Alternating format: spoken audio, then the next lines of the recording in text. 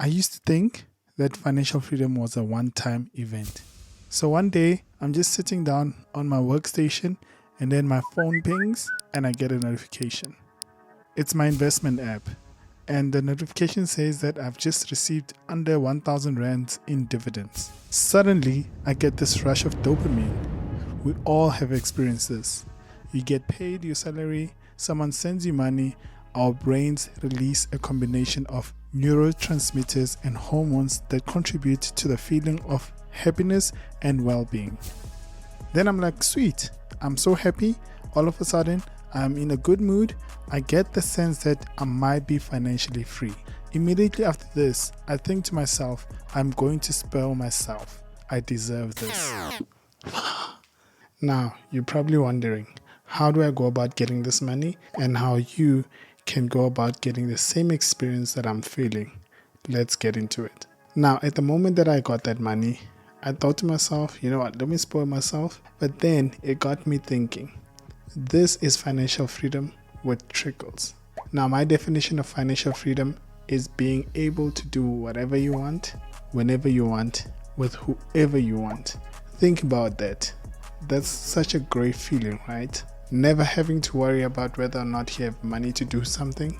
Now, the reason I say financial freedom in trickles is because I used to think that financial freedom was a one-time event.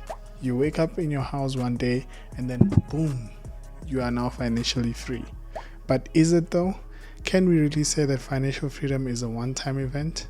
Or it's a combination of steps that the wealthy continue to do to achieve this? Now, all of us have experienced the saying that money does not grow on trees. We would run to our parents' rooms and ask for money to buy a TV game or ask for money to buy a favorite dress. And the response we'd all get is that money does not grow on trees. But in the book The Millionaire Fastlane by MJ DeMarco, he actually says that money does grow on trees provided you can plant a tree that grows money. What he says in the book is that you never have to plant one tree to actually reach financial freedom. Who said anything about planting one tree? What if you can plant multiple trees that can give you a harvest that allows you to live financially free? What if you can create a tree that pays for your son's education? What if you can create a tree that pays for your holiday? What if you can create a tree that pays for your house, your transport? You know, all of these things add up, and if you can plant enough trees to pay for all of this, you would have reached financial freedom. The key to achieving this is in this easy formula. The formula is you learn a high-paying skill that you can apply in your business or your job, and you use this income to invest in a cash flowing asset. Then from that, you use the money that you get from your cash flowing asset to live the dream you want. And you do this bit by bit, and you rinse and repeat. In my story at the beginning, I used the income that I got from my job, and then I purchased shares in a company that cash flows in dividends. It was a share company that gives me regular dividends.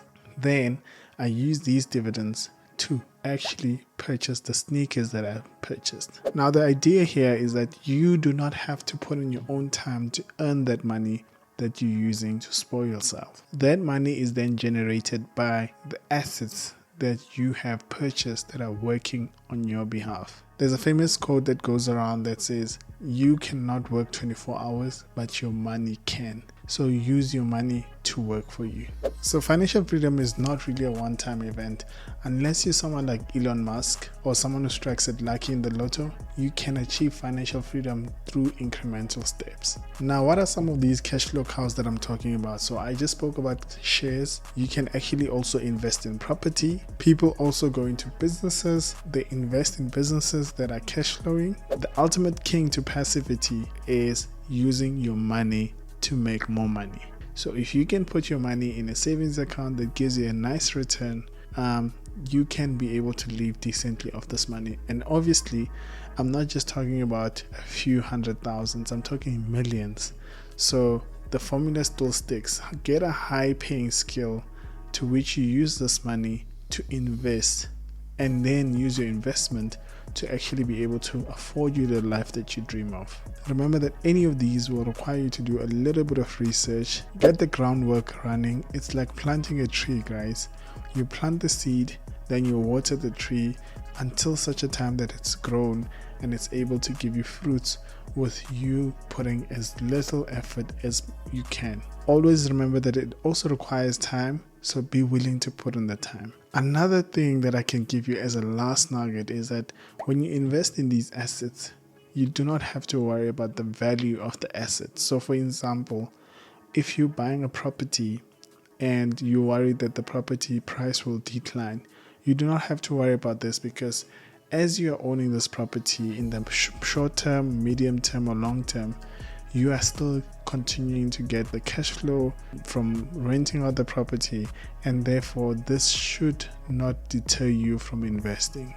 Now in closing, I hope you guys found some value in this, and I hope that you guys can go about applying this into your next purchase that you're going to do, whether it's purchasing a car or purchasing that PS4, PS5, whatever you're thinking of. Buy assets first and let those assets pay for whatever you want. Thank you for watching. I hope you guys will like this video.